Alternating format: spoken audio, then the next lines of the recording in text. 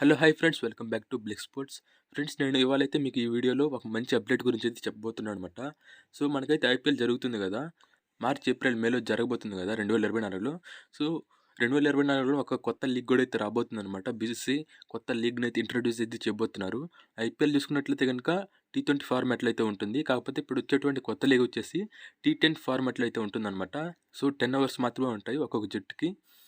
And ఇదైతే మనం already చూసాము, అబుదాబి T10 లీగ్ అనమాట. సో సేమ్ లైక్ అలానే అయితే ఉంటుంది.